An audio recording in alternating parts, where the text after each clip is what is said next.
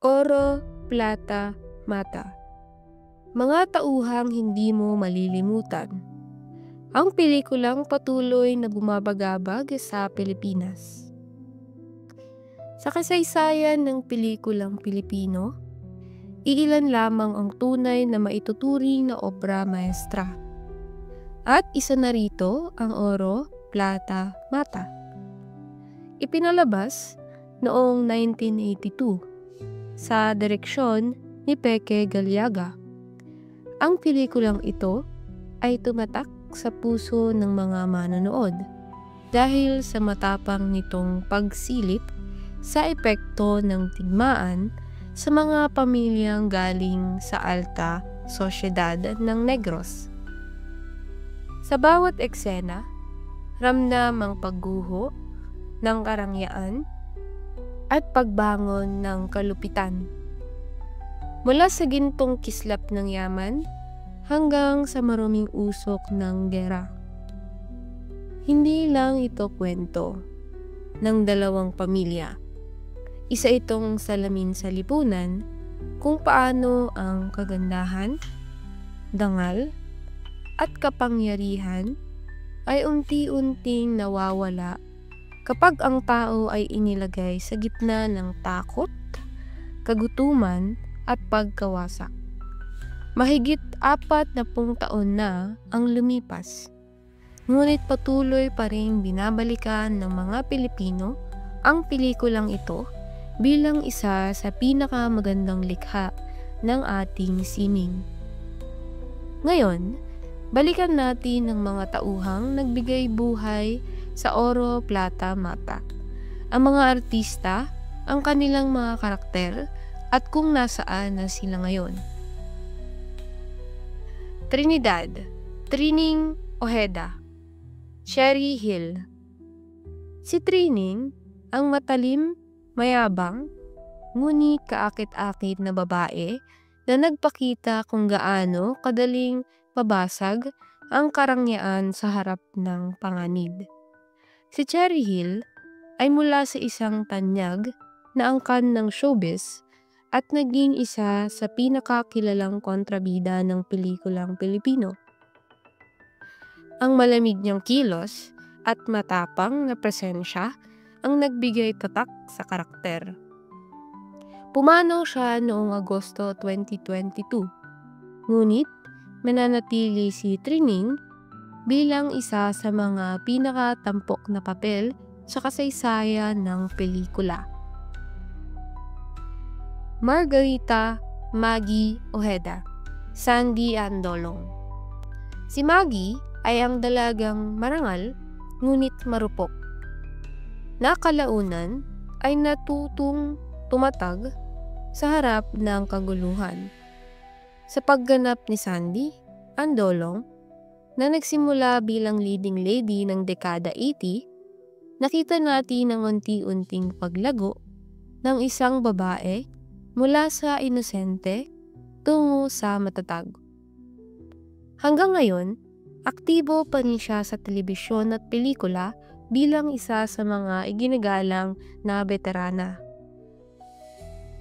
Nena Ojeda, Liza Lorena. Si Liza Lorena ay nagbigay ng lalim at dignidad bilang si Nena. Ang matriarkang pilit pinanghahawakan ang pamilya sa gitna ng digmaan. Sa kanyang pagganap, ramdam ang sakit at katatagan ng isang ina na nakikibaka sa panahon ng kaguluhan. Hanggang ngayon, aktibo pa rin si Liza Lorena sa mga teleserye at nananatiling isa sa mga haligi ng industriya. Bago tayo magpatuloy, huwag kalimutang i-like, i-share, at i-follow ang Fame Through Time para sa mas marami pang kwento tungkol sa mga klasikong pelikula at artistang nagbigay buhay sa ating kultura. Inday Lorenzo, Fides Cuyugan Asensio. Si Inday ang matatag na haligi ng pamilya Lorenzo, isang babaeng konserbatibo ngunit may pusong nagdurusa. Si Fides ay isa kilalang soprano at alagad ng sining na nagdala ng mala-opera angas sa pelikula.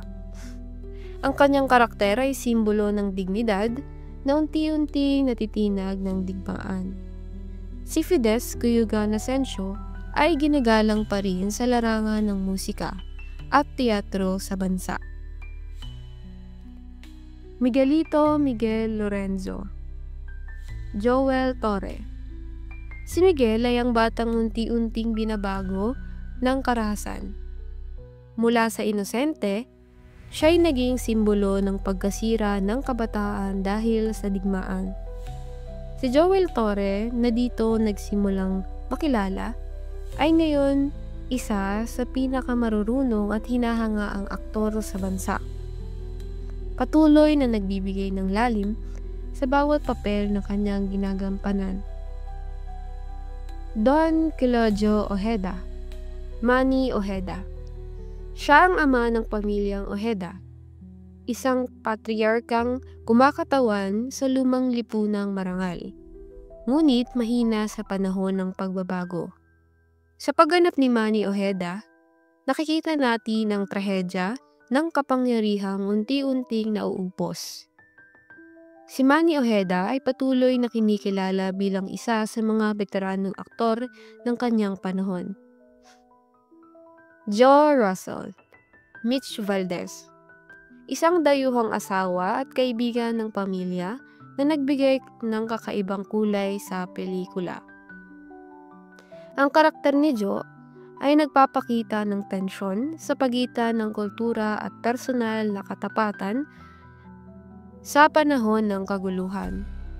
Si Mitch Valdez ay patuloy na naaalala sa kanyang karisma at matapang na pagganap sa mga pelikulang klasiko.